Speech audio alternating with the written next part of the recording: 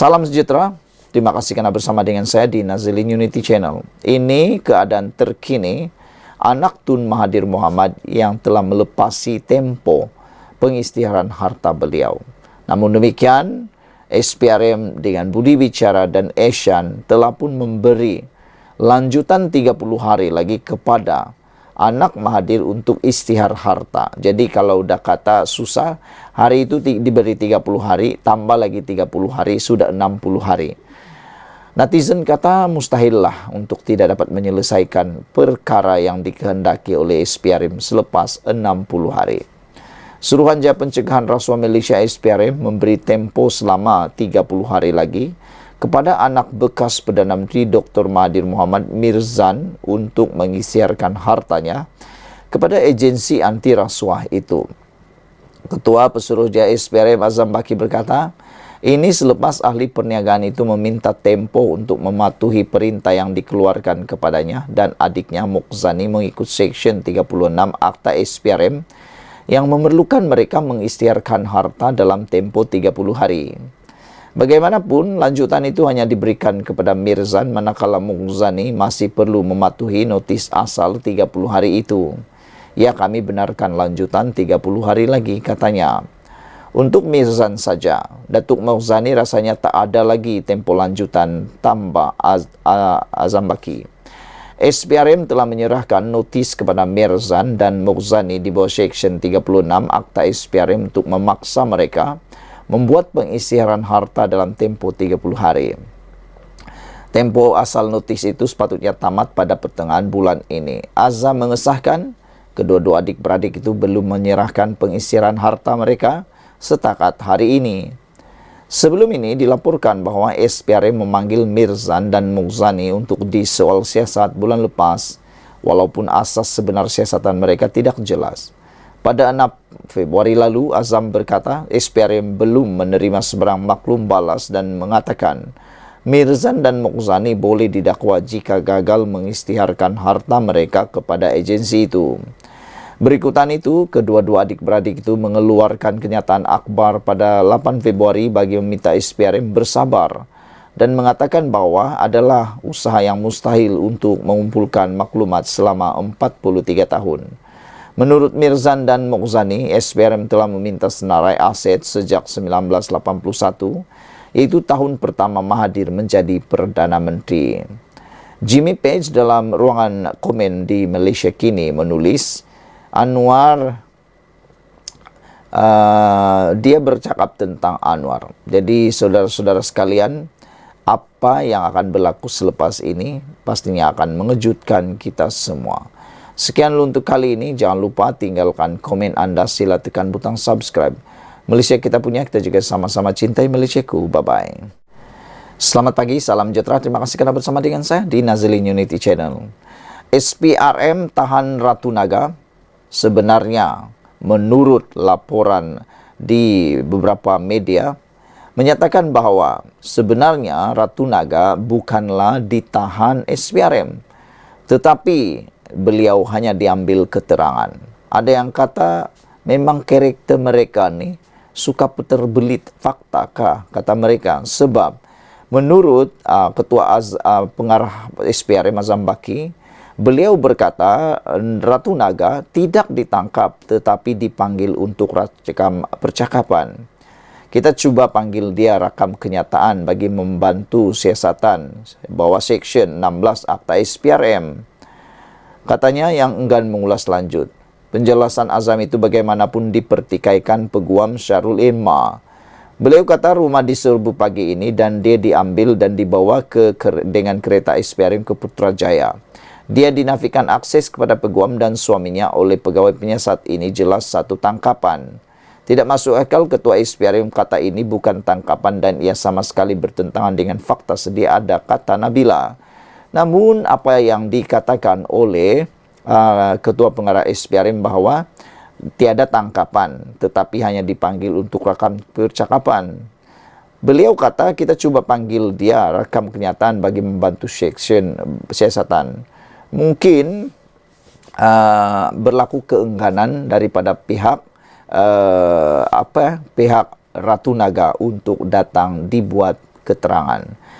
SPRM dalam laporan Malaysia Kini telah pun mengambil keterangan aktivis politik Sahrul Emma Rena ataupun Ratu Naga selepas menyerbu rumahnya di Kuala Lumpur pagi ini. Suaminya Izzat Zainal berkata 5 pegawai badan anti rasuah itu tiba di rumah mereka di Jalan Klang Lama sebelum jam 9.30 pagi dan menggeledah kira-kira 20 menit. Katanya SPRM turut merampas telefon bimbit, laptop serta membuang Sahrul Emma ke ibu pejabat SPRM di Putrajaya. Pegawai SPRM hanya beritahu saya supaya berjumpa dengannya di ibu pejabat SPRM dan sekarang saya dalam perjalanan, kata beliau. Sementara itu sumber yang dekat dengan kes itu berkata, Sahrul Emma ataupun Ratu Naga ditangkap bagi membantu siasatan kes rasuah berkaitan dakwaan aktivis Bersatu Badrul Hisham Syarin atau dikenali sebagai Cikgu Bad terhadap setiausaha politik kanan Perdana Menteri Samsul Iskandar Muhammad Akin. Badrul Hisham atau Cikgu Bad mendakwa Samsul melalui proksi menyalahgunakan dana NGO. Samsul menafikan perkara itu dan mahu mengambil tindakan undang-undang.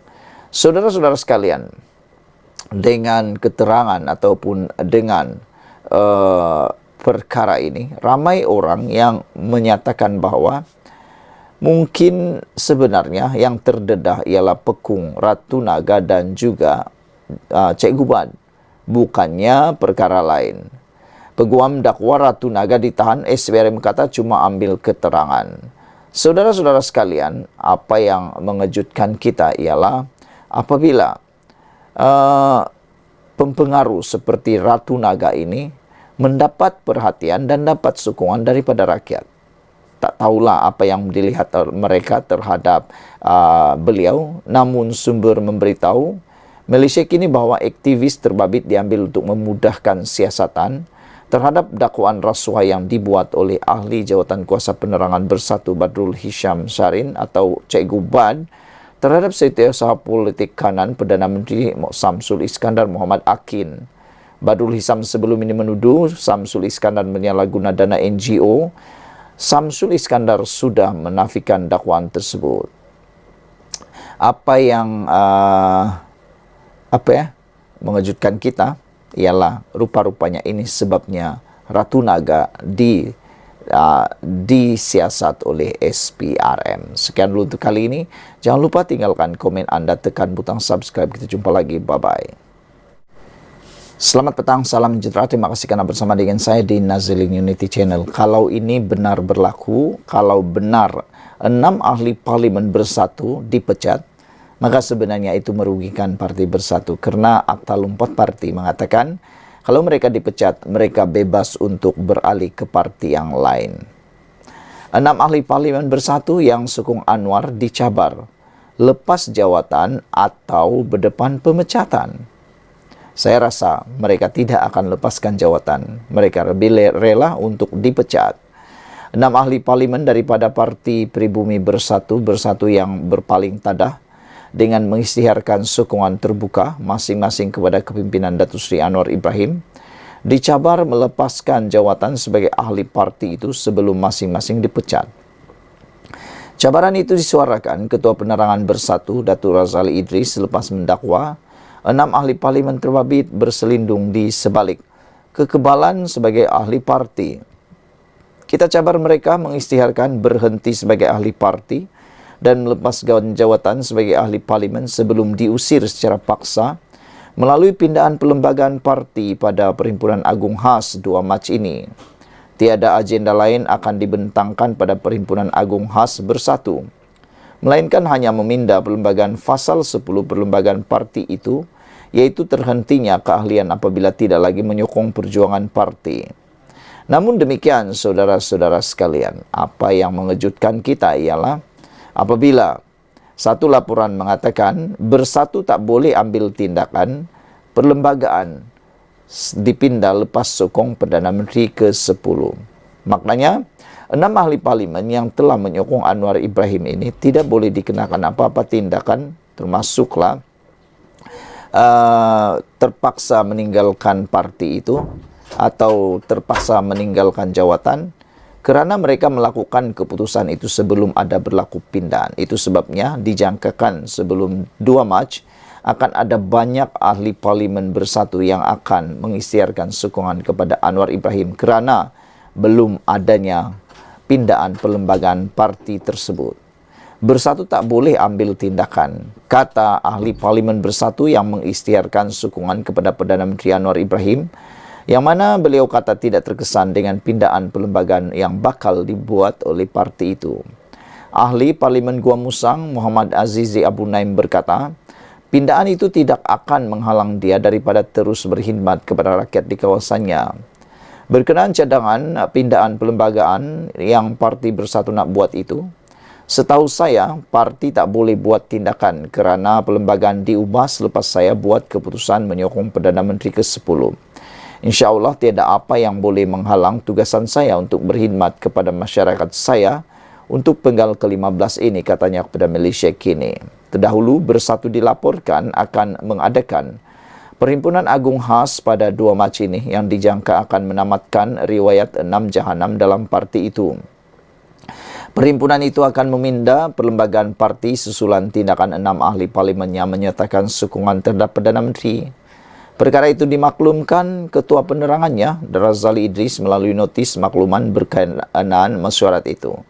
InsyaAllah maka tamatlah riwayat 6 jahanam, mudah-mudahan Bersatu kembali bangkit dan terus maju, katanya menerusi hantaran di Facebook. Surat makluman mesyuarat yang dikongsikan itu bertarik 13 Februari lalu dan ditandatangani Setiausaha Agung Parti Hamzah Zainuddin. Perhimpunan khas tersebut yang akan diadakan selama 2 jam bermula pukul 3 petang di Pusat Convention Idol IDCC Shah Alam. Sementara itu, Muhammad Aziz berkata cadangan pindahan perlembagaan dengan motif tertentu belum tentu akan diluluskan Jabatan Pendaftaran Pertubuhan ROS. Jadi ini pun menjadi isu juga. Lagipun cadangan pindahan perlembagaan mana-mana parti bukan sewenang-wenangnya akan diluluskan oleh ROS jika ianya dicipta untuk membunuh karakter wakil rakyat terpilih, katanya. InsyaAllah, pindahan tersebut tidak menjejaskan kedudukan saya bersama 5 ahli parlimen bersatu yang isytihar sokong Perdana Menteri ke-10, kata beliau lagi. Sekian dulu untuk kali ini. Jangan lupa tekan butang subscribe. Kita jumpa lagi. Bye-bye.